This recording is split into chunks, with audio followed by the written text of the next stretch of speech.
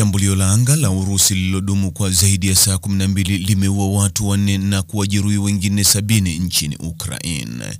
Rais wa Ukraine Volodymyr Zelensky alisema vifo hivyo vyote vilitokea katika mji mkuu Kiev, ambapo makombora mengi yalilenga na waasiriwa ni pamoja na msichana wa miaka 12. Shambulio hilo lilohusisha takriban ndege 600 zisizo na rubani na makombora kadhaa yaliyolenga maeneo 7 ya Ukraine ni mojawapo ya mazito zaidi katika miezi ya hivi karibuni. Zelensky alionya kwamba Ukraine italipiza kisasi na kusema shambulio hilo baya lilionyesha Moscow inataka kuendelea kupigana na kuua. Urusi ilisema ilishambulia vituo vya kijeshi na makampuni ya viwanda yanayosaidia vikosi vya kijeshi vya Ukraine. Kwa watu wa Ukrainia, mabomu ya angani yanaweza kuwa ya nasibu na ya kawaida. Huwa na tabia ya kutokea mwishoni mwa Jumamosi jioni. Katika kesi hii, ving'ora vya kwanza vilisikika majira saa 4 kamili usiku. Sauti ya moto dhidi ya ndege iliangaziwa na milipuko ya mara kwa mara, labda kutoka kwa sauti ya ndege isiyo na rubani iliyozuiliwa au kupiga shabaha yake. Huko Kiev, programu ya tahadhari ya anga ya nchi hiyo iliwahimiza watu kuelekea kwenye makazi na kukaa huko. Lilifuata onyo la kuongezeka kwa tishio la angani, huku mamia ya ndege zisizo na rubani zikishuka kwenye jiji hilo. Huduma za dharura zilisema kuwa shambulio dhidi ya taasisi ya magonjwa ya moyo ya jiji hilo lilimuua muuguzi na mgonjwa. Bekari kubwa, kiwanda cha magurudumu ya magari pamoja na majengo ya ghorofa na miundombinu ya kiraia pia ililengwa, Zelensky alisema kuwa mikoa ya Zaporizhia, Khmelnytskyi, Sumy, Mykolaiv, Chernihiv na Odessa pia zilishambuliwa.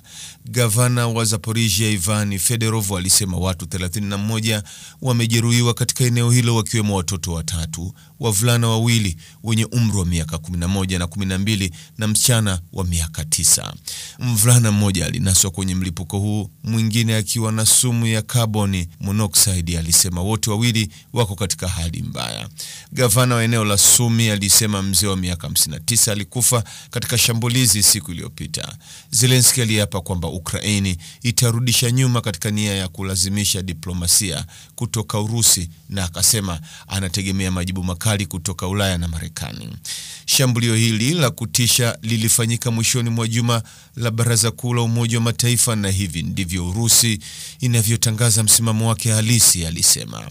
Zelensky alikariri uungaji mkono wake kwa kitisho cha Rais wa Marekani Donald Trump kwa kuiwekea Urusi vikwazo vikali, pamoja na wito wake kwa washirika wa Ulaya kuzuia uingizaji wao mafuta na gesi kutoka Urusi. Hivi karibuni Trump amebadilisha msimamo wake kuhusu vita hivyo, akisema kwa mara ya kwanza wiki iliyopita kwamba alidhani Ukraine inaweza kutoa tena ardhi ambayo ilikuwa imepoteza kutoka Moscow, huku uchumi wa Urusi ukikabiliwa na matatizo ya vita vya muda mrefu. Rais wa Marekani hadi sasa ameacha kuiwekea Urusi vikwazo zaidi, lakini ameonekana kuchanganyikiwa zaidi na ukosefu wa hamu kutoka kwa Kremlin ya kuanza mazungumzo ya amani. Zelensky alisema siku ya Jumamosi kwamba Urusi haitaacha uchokozi wake dhidi ya Ukraine, ndio maana ilikuwa ikijaribu ulinzi wa anga wa Ulaya na uvamizi wa hivi karibuni katika nchi kadhaa za muungano wa kijeshi wa NATO. Wakati huo jeti zilirushwa katika nchi jirani ya Poland mapema Jumapili, wakati Urusi iliposhambulia magharibi mwa Ukraine, jeshi la taifa hilo lilisema. Jeshi la Poland lilieleza zaidi hatua hizo ambazo zimekuwa za kawaida tangu ndege za Poland na NATO zidungue ndege 3 zisizo na rubani za Urusi katika anga ya Poland tarehe 10 Septemba kama kinga. Mapema wiki hii, Urusi ilikanusha kuhusika baada ya Denmark kusema ndege zisizo na rubani zilirushwa kwenye viwanja vyake vya ndege. Denmark yenyewe imesema matukio hayo yalionekana kuwa kazi ya mchezaji wa kitaalam bila kutaja huyu anaweza kuwa nani. Estonia na Romania pia zimeshtumu Urusi kwa kukiuka anga zao. Baada ya mavamizi hayo, NATO ilizindua mission ya kuimarisha ubavu wake wa mashariki. Trump ameenda mbali na kusema kuwa mataifa ya NATO yanafaa kuangusha ndege za Urusi katika anga zao.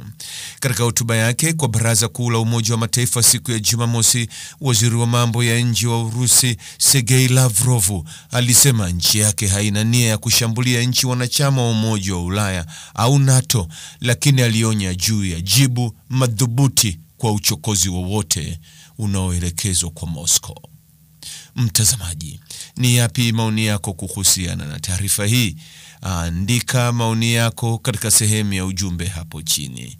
Like na subscribe pia ili uwe wa kwanza kupata habari wa chungu tele. Hii ni Focus News. Jina langu ni Deo Kaji Makomba.